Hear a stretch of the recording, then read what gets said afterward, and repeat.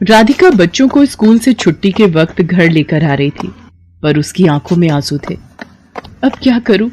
बच्चों की फीस अगले 15 दिन तक नहीं भरी तो बच्चों का नाम स्कूल से काट देंगे। 6 महीने की फीस कहां से लाऊंगी? मुझे कुछ समझ नहीं आ रहा। मम्मी, बर्गर खाना है, बर्गर लेकर दो ना। मम्मी, मुझे भी बर्गर खाना है। भैया, बर्गर कितने का दिया? 10 रुपए का आलू टिक्की और पनीर लगाकर 15 रुपए का है। 10 रुपए वाले 2 दे दो भैया। ये बर्गर बनाना कितना आसान है, अगर इसमें सब्जियां अच्छी लगाकर दो तो। ये लो आपके बर्गर। मम्मी, मुझे पनीर वाला खाना था। भैया ये लो 5 रुपए और पनीर लगा दो। बस इतना सा टुकड़ा पनीर का, इसके 5 रुपए। ऐसे तो तुम ग्राहकों को लूट रहे हो। बहन जी, 15 रुपए में अब इतना ही पनीर मिलेगा। हमें भी तो बचत करनी होती है।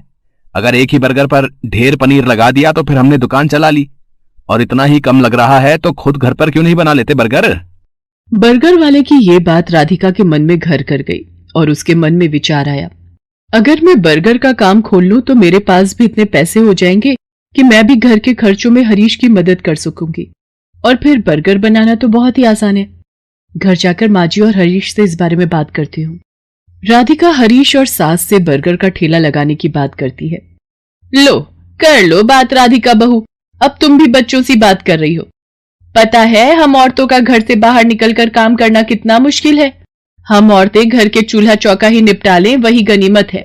पर माँ जी, आजकल बर्गर का काम बहुत चल रहा है।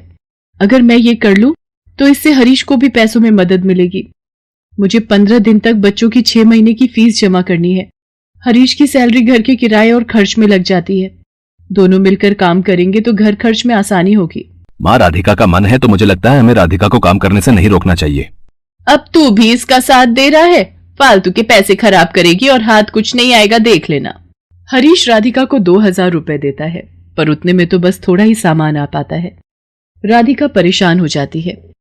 हरीश ने जो 2000 रुपए दिए थे वो तो कम पड़ गए। अभी तो ठेले वाले को एक दिन के 200 रुपए और गैस सिलेंडर आएगा 500 का। अभी और खर्चा करना बाकी है। मुझे कुछ काम उधार उठाकर करना होगा। बर्गर का ठेला लगाने के लिए राधिका को उधार में सामान लेना पड़ा। राधिका ने बर्गर का ठेला लगाना शुरू कर दिया, पर अभी नया नया काम था तो ग्राहक कम आ रहे थे। राधिका शाम के वक्त बर्गर का ठेला लगाती थी, पर जैसा उसने सोचा था वैसा बिल्कुल भी नहीं हुआ। मैंने सोचा था बर्गर बिक जाएंगे तो मेरी थोड़ी कमाई हो जाएगी, पर यहाँ पर तो एक भी बर्गर नहीं बिका। पता नहीं मेरी कमाई कैसे होगी।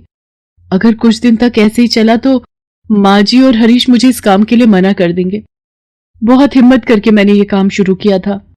राधिका अभी ये सोच ही रही थी, तभी वहां एक गरीब औरत अपने 2 बच्चों के साथ आती है।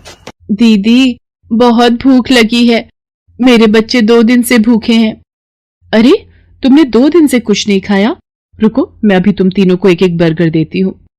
शुक्रिया दीदी, आज तुमने हमारा पेट भरा है, और जो भूखों का पेट भरता है भगवान उसे कभी भूखा नहीं रहने देते। तुम्हें जब भी भूख लगे तुम मेरे ठेले पर बेझिझक आ जाया करो, और यहाँ पर तुम अपने बच्चों के साथ अपनी भूख मिटा सकती हो।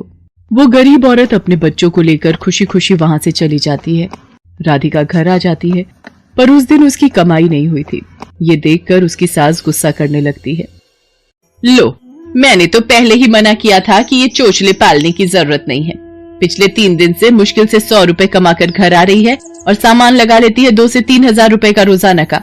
अब रोटी सब्जी तो बनेगी नहीं, हम सब ये बर्गर खाकर पेट भर लेते हैं। क्यों, अब तो तू खुश है ना अपना नुकसान करके? माँ जी, मैं कोशिश कर रही हूँ ना, और मुझे विश्वास है एक दिन मुझे अपने काम में सफलता जरूर मिलेगी। राधिका अगले दिन ठेले वाले से ठेला किराए पर लेने के लिए जाती है तो वो उसे मना कर देता है। देखो बहन जी, मैं पिछले 4 दिन से तुम्हें उधार पर ठेला दे रहा हूँ है। 200 रुपए रोज का किराया है, बस आज के लिए और उधार दे रहा हूँ। अगर तुमने कल सुबह तक मेरे ठेले के किराए के 1000 रुपए नहीं दिए तो मैं किराए पर तुम्हें ठेला नहीं दूंगा। अब क्या करूं? हरीश से मांगूंगी तो वो मुझे इस काम को बंद करने के लिए कह देंगे, और माँ जी तो पहले ही मेरे काम के खिलाफ हैं। पर मुझे अपने बच्चों के लिए पैसे जोड़ने हैं। हे भगवान, मेरी मदद करो। राधिका भगवान से प्रार्थना करती है कि उसके ठेले पर ग्राहक आ जाए। तभी नमस्ते जी, मैं पीछे वाली गली में बर्गर की एक दुकान चलाता हूँ। यहाँ से गुजरते हुए 2 दिन पहले मैंने आपको ये बर्गर का ठेला लगाते हुए देखा था। मुझे 15 दिन पहले एक अनाथ आश्रम के लिए बर्गर का ऑर्डर मिला था, पर 10 दिन पहले एक हादसे में मेरी सीधे हाथ की हड्डी टूट गई। जिसके कारण मैंने अभी बर्गर बनाने का काम रोका हुआ है। पर मैं ऑर्डर के पैसे ले चुका था, इसलिए मैं वहां मना भी नहीं कर सकता। अगर आप उस ऑर्डर के बर्गर बना सकें तो मेरी बहुत मदद हो जाएगी। मैं आपको इसके लिए अच्छे पैसे दूंगा। जी मैं जरूर करूंगी। आप मुझे बता दीजिए कितने बर्गर बनाने हैं।